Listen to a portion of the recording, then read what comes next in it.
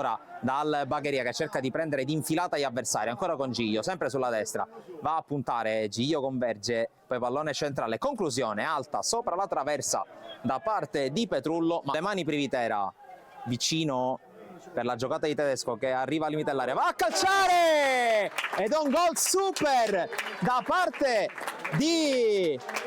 Peppe Tedesco, 1-0 subito per il Licata, e che sventola dalla distanza da parte di Tedesco. Già battuto l'angolo, Giglio va sul fondo, propone il cross, colpo di testa di Porcaro, poi conclusione con Valenti che si supera e poi strozza il tiro Cristian Costa, ma era in fuorigioco, ma che occasione per il Bagheria. Traffico nell'area del Bagheria, pallone in area,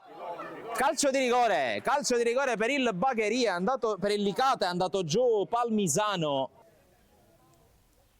C'è il fischio di Carpinteri, la rincorsa, il destro di Manfred che fa 2-0 dopo 9 minuti e mezzo, fa 3 in campionato il Caprone, che dunque estende la sua striscia realizzativa. E sul cattivo controllo di Tedesco l'intervento di Giglio che prova a calciare, Valenti la smanaccia, preso quasi in controtempo dal tiro, calcio d'angolo Bagheria. Arario la fa passare, trifilo Brugnone, velo di Manfredi, gran giocata qui del Bagheria, Arario per la corsa di Brugnone, vediamo se arriva, mette in mezzo e il gol del 3-0 è tutto buono, e ancora una volta Vincenzo Manfredi a metterla dentro, anzi Palmisano per il gol del 3-0. La giocata di Ordóñez tra le linee, riesce a liberarsi Ordóñez anche zona tiro, questa per lui, infatti ci prova e segna Ordóñez, 3-1 per adesso per il Licata, ma sblocca il risultato, trova una rete, diciamocela tutta, meritata il Bagheria. Giglio, Ordóñez, adesso controllato con più intensità, Scalisi allarga su Girgenti, si ripropone il tema di prima, Girgenti contro Brugnone, Girgenti la fa passare per Scalisi, anticipato, poi il tentativo di Caracappa, c'è deviazione, c'è calcio d'angolo, ma c'è anche un ottimo Bagheria fin qui. Palmisano, la piana, verticale per la corsa di Tedesco e mette in mezzo il pallone, Manfredi la fa passare, Arario sopra la traversa, altra bellissima azione del Licata. Arario prova a passare, viene però chiuso, allora interviene sulla palla Petrullo, poi Girgenti fermato ancora da Brugnone,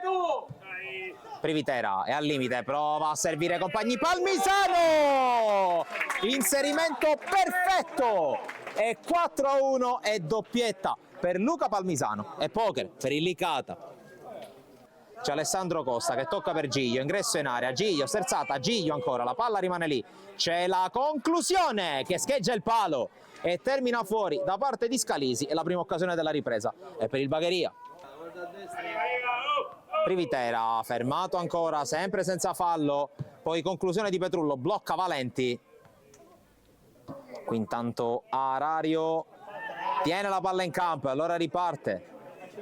Maitini, palla di ritorno, Arario prova ad andare, sono due compagni in area, Arario va da solo, Arario calcia, palla fuori di pochissimo vicino alla cinquina, Alan Arario.